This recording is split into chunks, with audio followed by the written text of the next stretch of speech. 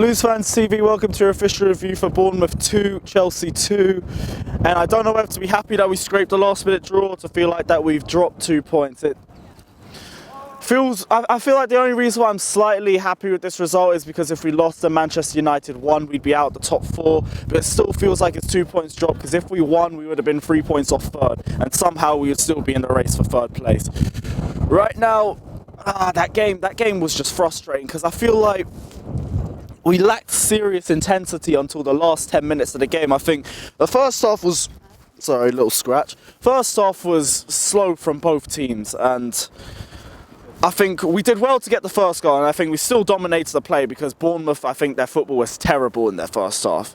And they weren't saying much going forward. Any chance they were really making were off brain farts by ourselves. Bar that, it was just us in control, but Bournemouth playing exactly the way we expect them to play, in the same way they played against us when they faced us at the Bridge. Keep 11 men back and try hit us on the counter-attack, frustrate us and keep as many players as you can, as compact as they can in their 18-yard box, and that's exactly what they did. There was 2 players on each side the flanks, making it near impossible for us to put any balls in. Credit to Reece James, because he still put some decent crosses in, but even he had a frustrating game today.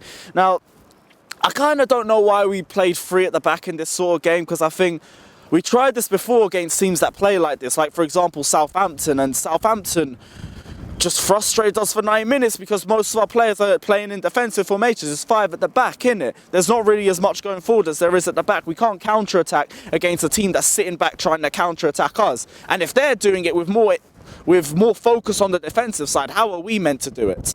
Now, we got the first goal, and like I said, we dominated the majority of the first half, so it made sense for us to go in a half-time leading. But the one thing we didn't do is we didn't build on it, and our game management has come into question so many times this season. It came into question again.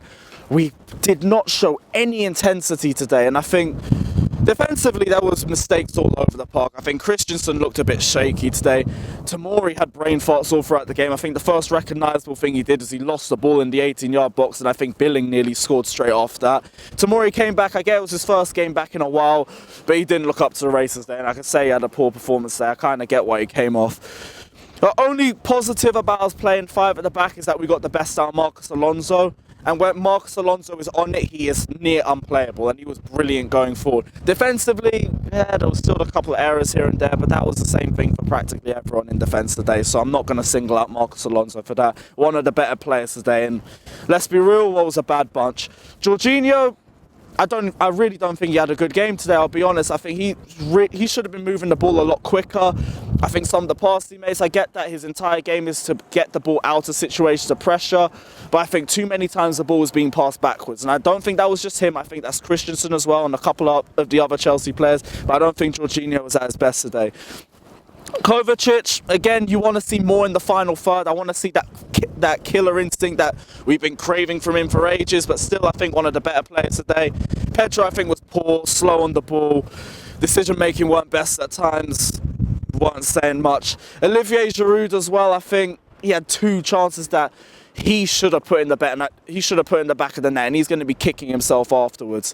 The whole attack was poor, to be honest, and if I'm playing devil's advocate, the only thing I'll put to their advantage is that they're playing a very defensive Bournemouth side. They were putting 11 men behind the ball, and it was going to be hard for them anyway. But regardless, we've struggled with this so many times this season. It's a key problem for us. Another thing that's starting to become a running trait for us is the same thing as last season, conceding early in the second half. We conceded too early against Bayern Munich, we conceded too early against Bournemouth today. And what was the difference? Game management. Bournemouth got that first goal, and they built on the intensity. They continued to up the intensity on us, and we weren't ready for it, and that's been a problem for us so many times. Game management. We need to know how to keep a game from going 1-0 to 2-0, how to hold a game at 1-0, how to hold the results to one that suits us best, because we've been struggling with that throughout this season, and today was just a frustrating game. And I get Lampard is still struggling with a couple of injuries. Loftus-Cheek is near enough back, but he's probably still not fully match fit yet. Tammy Abraham's still out, but The players that Frank Lampard brought on didn't really help him out in any way. Ross Barkley was terrible when he came on,